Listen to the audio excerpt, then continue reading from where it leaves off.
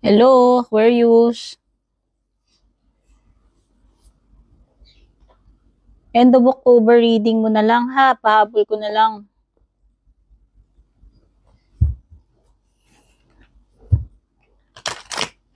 Kuha mo tayong mga oracle cards.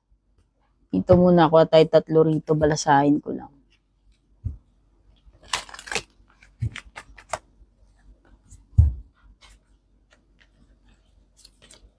One, two, three. Kuha rin tayo dito. One, two,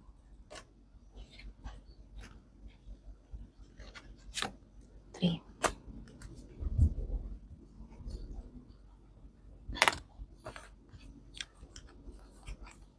Ito yung mga nahugot natin. Ano to? Relaxation, Aquarius, friendship, and re-energize. Tignan natin yung mga surrender cards mo. Surrender to prayer. Surrender your desire to control people. Surrender to effortlessness.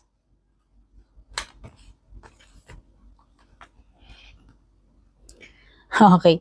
Re-energize, friendship, tsaka relaxation. Ito ay, itong tatlong cards na to ay nagsasabi na maaaring kailangan mo ng break. O kailangan mo ng bakasyon, kailangan mong lumabas kasama yung mga loved ones mo or friends. Kasi meron ditong friends. Yan o, friendship. O, nandito yung leisure eh. Re-energize, relaxation. O, baka meron kayong, baka gusto niyo mag-outing, salo-salo, get together, bonding. Any activity na pwedeng makatulong para pampatanggal stress mo, bonding na rin, di ba? O kasi kailangan mo dito mag-re-energize. O yung iba naman siguro kung ayaw nyo talagang gumala, ayaw ninyo ng mas gusto ninyo sa bahay kayo, pwede rin naman. Basta ito ay magkakaroon ka ng me time, self-care.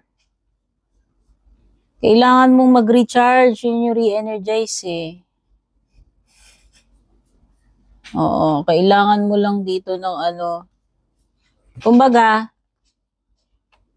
ano yung tawag nila doon? Icebreaker, parang ganun. Para lang ma-break ba yung monotonous na mo, sabihin na natin yung monotonous na routine mo. Kailangan mo lang ng icebreaker. Para lang para lang sumigla uli, maiba yung mood, 'di ba? Ma-recharge ka.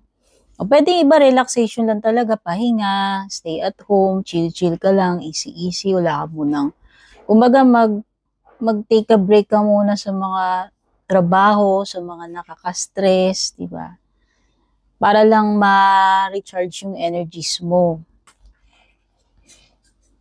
O ayan eh, kasi more on gusto mo makapag-relax or alone time, di ba? Chill, yun yung ibig sabihin nito. Magbibigay ka talaga ng time para sa sarili mo.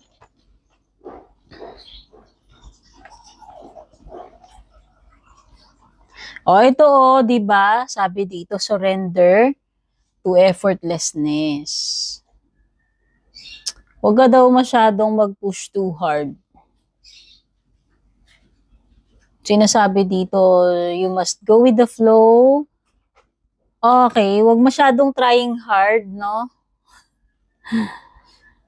Hayaan mo lang yung mga bagay mag-unfold ng natural. Hindi mo kailangan i-pressure sarili mo, madaliin, sobrang trying hard, no? Kung ano yung kaya, yun lang. Kung ano lang yung tama, sa ngayon, kung ano lang muna yung uubra, kung ano yung masabi natin na hindi naman sobra-sobra, hindi rin naman kulang na kulang. Siguro yun. Mm. Hindi mo kailangan mag-exert ng too much effort, yung sinasabi dito. Kumbaga, relax lang, wag masyadong pressured. Okay? O surrender your desire to control people.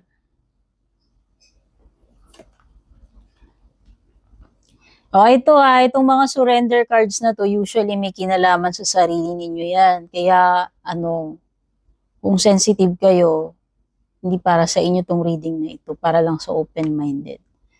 Ito kasi yung mga issues sa sarili mo sa surrender cards. Pwedeng napipick up niya yun. So, meron something dito na sinasabi na pagiging over-controlling. Oo. Especially sa mga connections mo. Romantic man ito or hindi.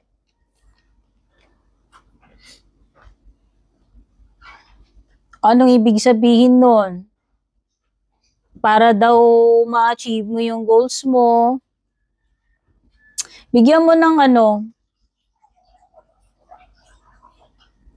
bigyan mo ng enough na distansya. Bigyan mo ng enough na respeto. Kasi 'di ba kapag tayo ay masyadong controlling, in a way, parang wala na tayong, alam mo yun, lumalagpas tayo dun sa limitasyon. Wala na tayong respeto dun sa tao. Kasi nga, masyado mo na siyang sinasaklawan. Masyado mo nang dinidiktahan.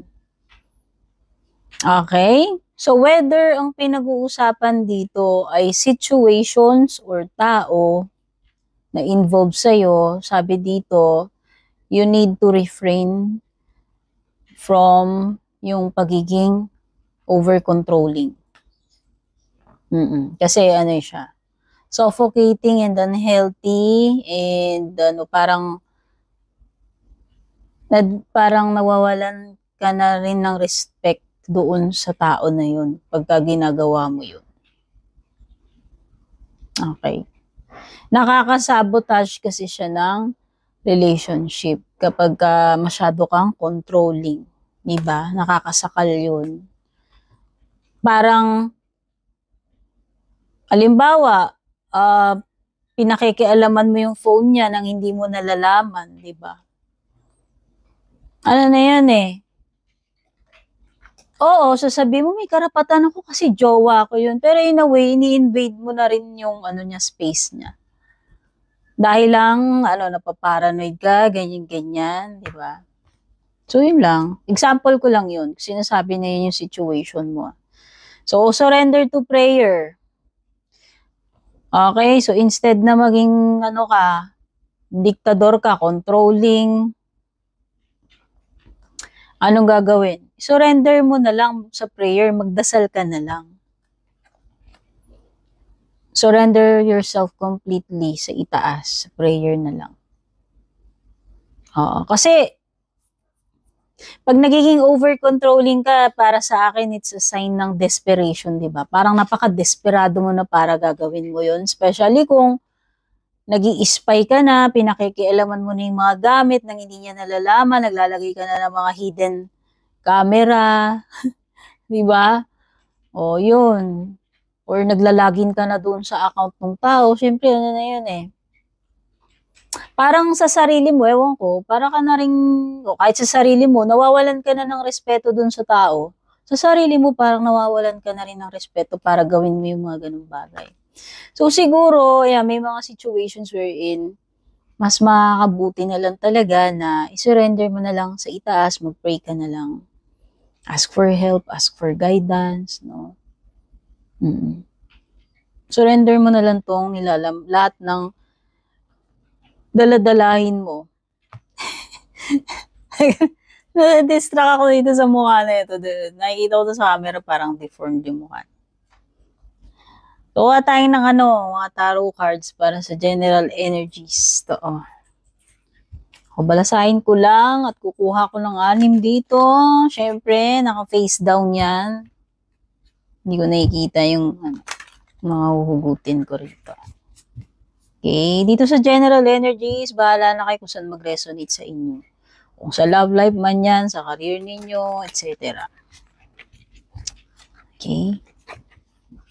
Patay ng 6 ditay. 7 of Cups.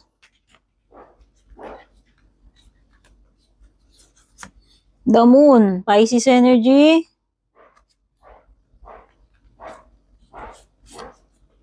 The Lovers, Gemini.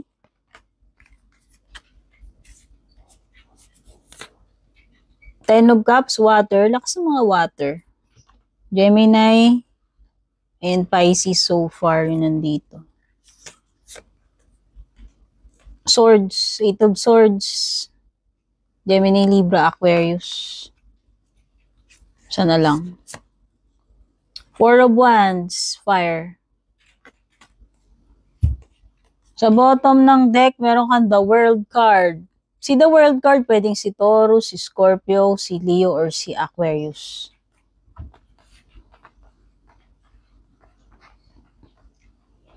Lakas ng energy dito nang hindi pipiliin.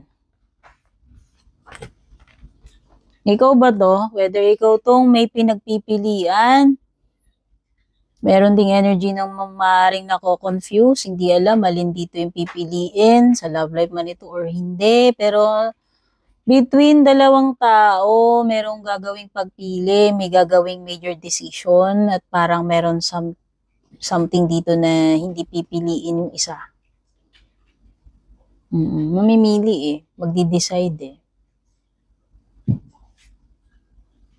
Merong energy dito na parang nangangapa, nanguhula. Kumbaga, sa test, mini-mini mo, parang ganun yung energy.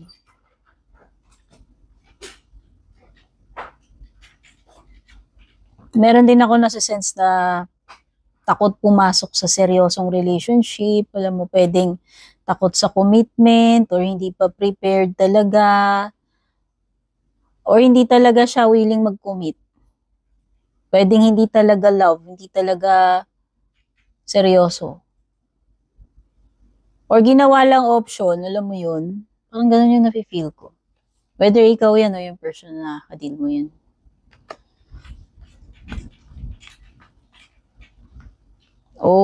So nakikita ko pwedeng yung iba, this is broken family, broken marriage, or a broken relationship. Pwedeng iniwan yung family, iniwan yung person, iniwan yung relationship na yan, yung connection na yan para sa iba. Ipinagpalit, iniwan. Meron something na nasira yung samahan, nasira yung pamilya, nasira yung commitment na yun, yung mga pangako.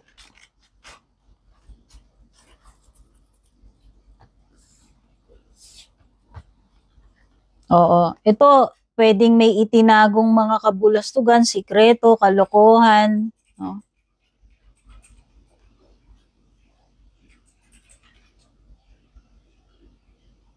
Oo, pero parang meron ako nasa-sense dito na kanina pa napapatingin ako na parang, alam mo yung sa Titanic na parang just a tip of the iceberg. Yun yung phrase na nasa isip ko. Maaring sa labas mukha lang maliit, pero malalim pala yung problema. Malaki pala siya sa ilalim. Di ba ganun yun? Yun yung nafe-feel ko just a tip of the iceberg. Baka akala mo yan lang yung nalalaman mo, pero marami ka pa palang matutuklasan dito na hidden. And hindi mo ina-expect na akala mo ganun lang, petty lang, maliit lang, pero malalim pala or malaki pala siya talaga. Yun na yun. So baka may surprise dito. It could be something na magugulat ka, mabubulgar, matidiscover mo na lang, pwedeng itinago sa iyo.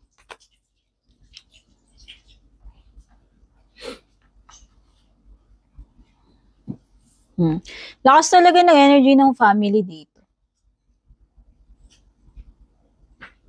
Sino to? Pamilya na ba kayo? Mag-asawa? Like may anak na? Or baka mamaya you're dealing with the person who is already married. Okay?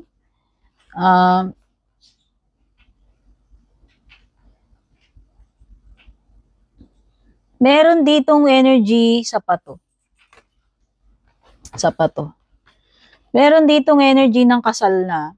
Parang gusto niyang kumalas doon sa marriage pero hindi niya magawa. So this is a complicated kind of connection. Hindi na malaya eh. May asawa na, may pamilya na eh.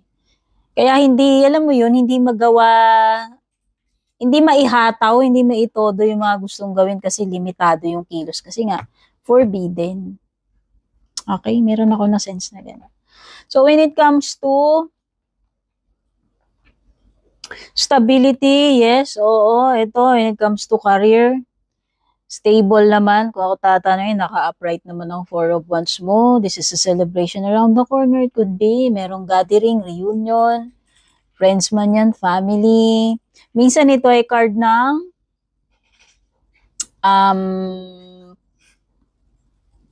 pwedeng pwedeng makakapasok ka eh. Like, panibagong company or pwedeng padispedida, no? O pwedeng iba sa inyo, ito ay, maaaring matanggap ka sa trabaho. Bagong mga katrabaho, bagong workplace, bagong company, bagong kontrata. And nakikita ko magiging happy ka dyan if ever na may bago kang papasukan. New environment and new connections. Sa yun sa career. Sa tingin ko lang. Oo. Mukhang magiging stable naman yan. Then, negosyo man ito or sa trabaho mo.